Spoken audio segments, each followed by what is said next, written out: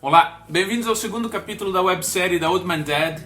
E, obviamente, essa história tem que começar de um princípio muito básico.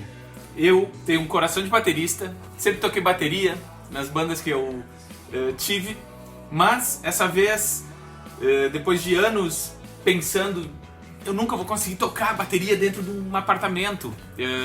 E isso acaba limitando muito os espaços. Precisa ir no estúdio, precisa ter equipamentos, até tem bateria eletrônica e tal, mas não é exatamente a mesma coisa. E eu sempre tive um violão ou uma guitarra elétrica, depois de um tempo tive uma guitarra elétrica. E sempre me interessei em tentar tocar alguns acordes básicos, algumas coisas. E de um tempo pra cá, isso foi crescendo em tanto que paixão, em tanto que ideia de como fazer as músicas e como construir músicas. Porque música, a princípio, ela pode nascer da bateria, sim, mas é muito mais fácil nascer a partir de uma melodia, de uma guitarra, de um violão.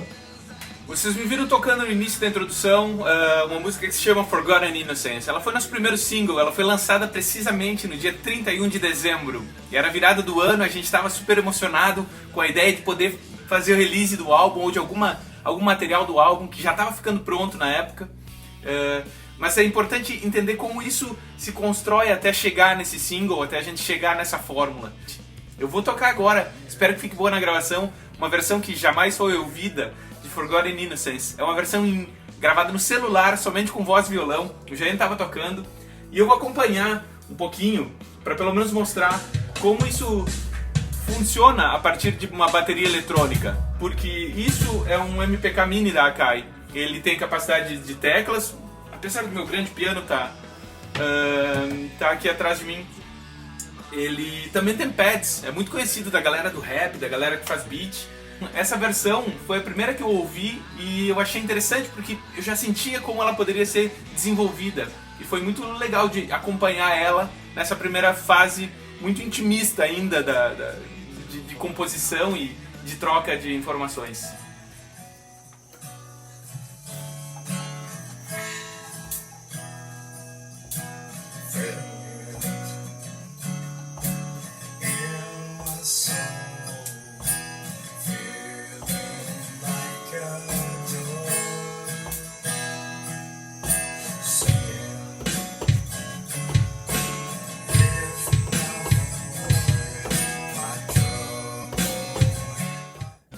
Depois que a gente termina de gravar essa ideia e estruturar bem a música, eu começo a quantizar cada etapa, uma grande folha quadriculada onde a gente pode adaptar os tempos e tudo. Não é uma bateria tocada ao vivo, não é com uma banda, então o feeling sempre fica muito subjetivo ao que a gente estava pensando no dia, ou como a gente estava se sentindo ouvindo aquela canção.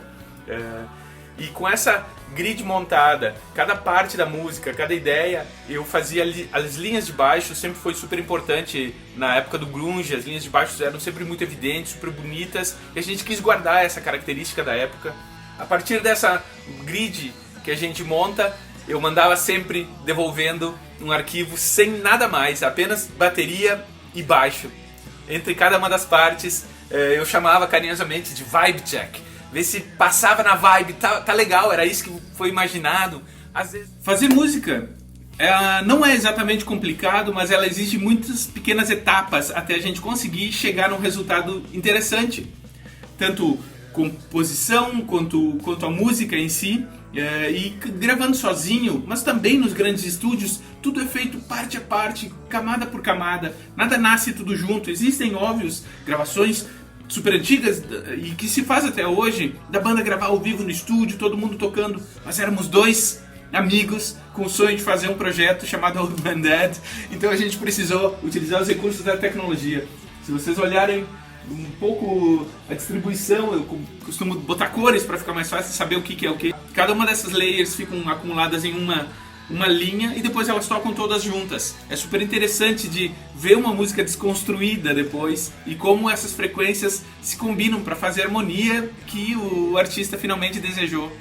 Muitas vezes a base sempre foi o MP3 que foi tocado antes com a versão demo, mas obviamente em algum momento aquilo é apagado e vão criando-se novas camadas para conseguir chegar no resultado que a gente estava esperando.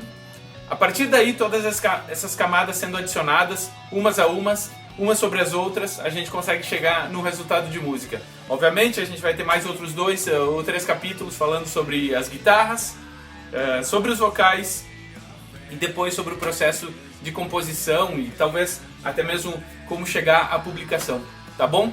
Fiquem por aí, aproveitem, curtam essa série, espero que vocês estejam gostando e a gente se vê. Tchau!